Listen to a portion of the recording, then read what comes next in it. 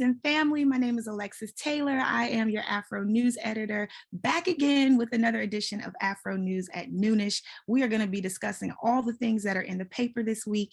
I have with me Miss Megan Sales, Miss Tashi McQueen, and the Reverend Dorothy Bulware. Let's talk about some things that are happening. I'm Dorothy Bulware, and I'm happy to be on today with my lovely young editors and writers who keep it happening every day in spite of everything that's going on. And just happy to be back with you all. So I hope everybody's enjoying. And I hate to even say the end of the summer because y'all know how much I hate cold weather. So even the thought of the summer ending is sadness to me. But anyway, you're right. It's the first day of school, so we got to get going. Tell them about yourself, Megan. I am Megan Sales. I'm the business writer and a Report for America core member at the AFRO, and I'm happy to be here too. We haven't been able to be on for a little while, so I'm excited to talk about what's going in the paper this week. And I hate the cold weather, but I am excited for fall weather because I don't like sweating too much. Me either. So hi everyone, I'm Tashi McQueen. I am also a Report for America Corps member, and I am the political writer. So happy to be here. This is my first time being here. So yeah, just ready to talk about what I will be putting in the paper this week. All right. And just like you heard Reverend Dorothy Bulware say, it is the first day of school. Congratulations to all of the students who are returning in Baltimore City, Baltimore County, DC public schools are all starting back. So many, many well wishes to all of the students and their families. Now, speaking of the start of the school year, you already know this is a problem that Baltimore City Public Schools has faced for many, many years consecutively, year after year. We know that the first week of school in Baltimore has the potential to be plagued by school closures or early dismissals. Baltimore City Public Schools said last night in an email that there are several schools that will have an early dismissal today. So if you have students at Baltimore City College, Curtis Bay Elementary Middle, Furley Elementary School, New Era Academy, Empowerment Academy, Utah Marshburn Elementary School, Franklin Square, Montebello, and Vanguard. All of those schools will be having an early release due to, you already know what it is, the air conditioning. Poor air conditioning in our school buildings. We know that our CEO of City Schools is working to improve the buildings with this 21st Century Schools plan, but there are still schools that are on this list every single year. Aside from the ones we just mentioned, there's also going to be Benjamin Franklin High School, Harlem Park Elementary Middle, City Springs Elementary Middle, National Academy Foundation, and the Mount Washington School are all starting this first day of the school year with an early dismissal, not just today, but tomorrow as well, because of the air conditioning and the weather that we're experiencing right now. So I just want to know what all of those parents do.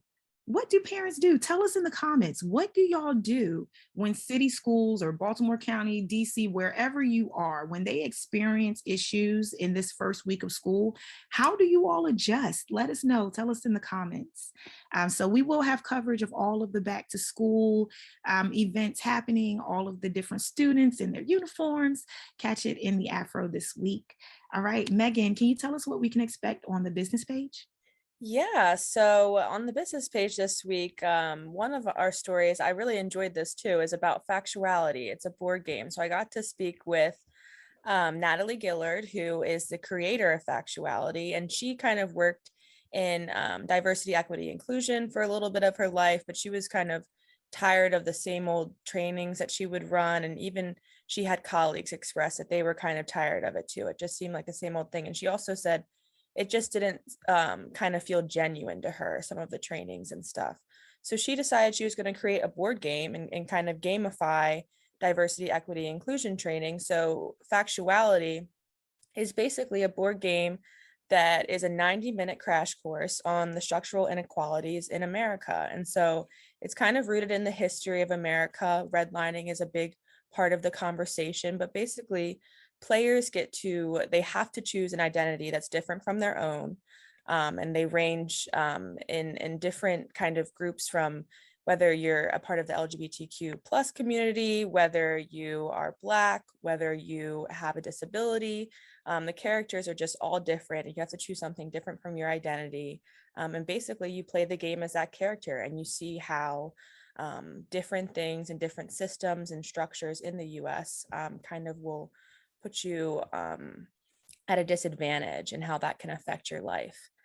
So that's what it was, a really interesting game. And I think that, you know, Natalie was saying that basically just the importance of this game was that it's kind of different, opening a conversation about inequality when it's coming from a game point of view, rather than just having to address someone about racism or about sexism and things like in a standard training conversation. So this gamification of it makes it more approachable and comfortable for people to kind of explore how other people live in the US. And then I also had the chance to talk to Patrick Hill, who just founded Disctopia, which is like the newest streaming platform. It has like over 4 million podcasts, thousands of songs, and they're actually going to even include like TV shows and video content and things. But his big thing is that he wants to target independent artists, because we know that independent artists have a hard time breaking into the music industry. And also, like, if they want to put their music on SoundCloud, on Bandcamp, things like that, those free streaming services, they're not going to get any money really from that and not be able to build up their brand and their following.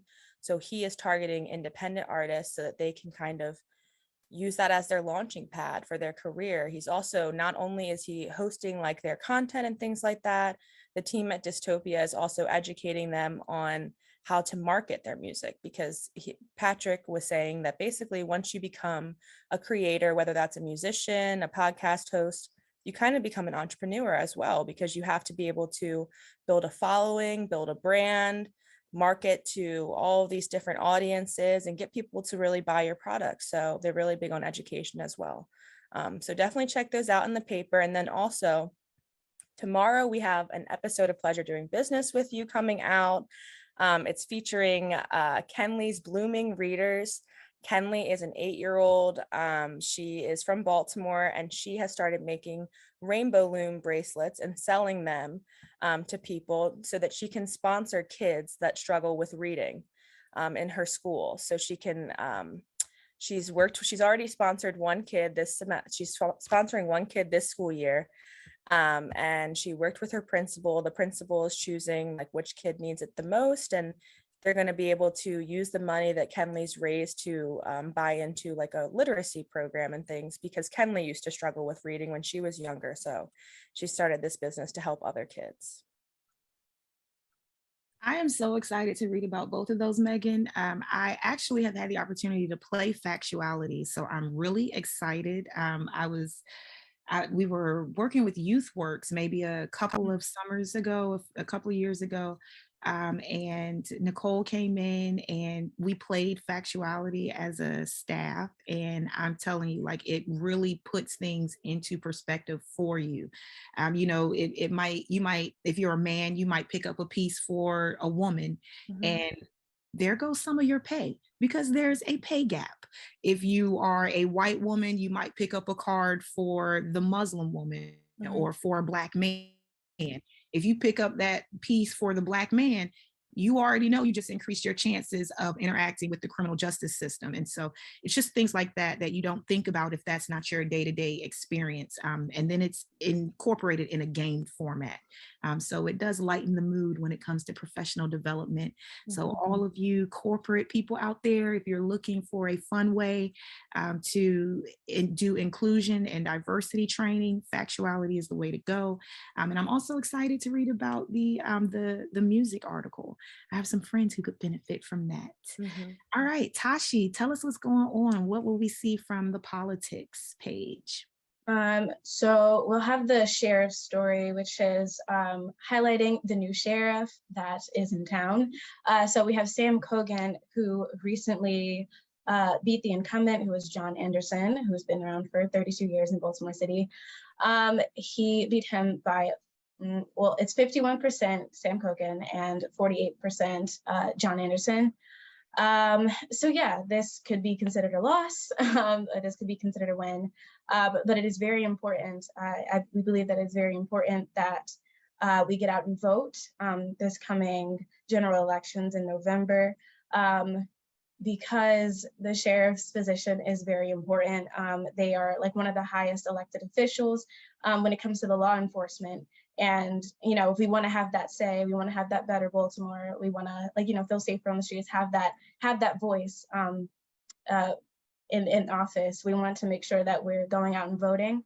So yeah, so that's what we're going to be highlighting, and we want to get, of course, some quotes from Sam Cogan in their office, and we have some in line from John Anderson about what he's going to be doing going forth, how he may be engaging with the community going forth, and who Sam Cogan may surround himself with. So please look out for that. Thank you, Tashi. And I really appreciate you saying that it is so important to take part in these midterm elections. Like, it's not just the president that you should vote for, because your day-to-day life is under the control of people like the sheriff, people like the judges, people like the senators and the Congress people that you put into office that are making laws that affect you on a daily basis. So thank you for highlighting that. We really have to pay attention to these other offices that are being filled in this race. All right, come on, Rev, what you got for us? Well, it's actually more of the same thing, but just to emphasize how important voting is, I was on a call on Sunday that was started by the NAACP to remind us all of the anniversary of the original March on Washington. But again, to remind us that the struggle continues. It's not over. It was wonderful. And yes, we thought we won some things, but here we are again fighting for the same things. We won a call with Ben Chavis and the president of the NAACP and Dr. Thelma Daly.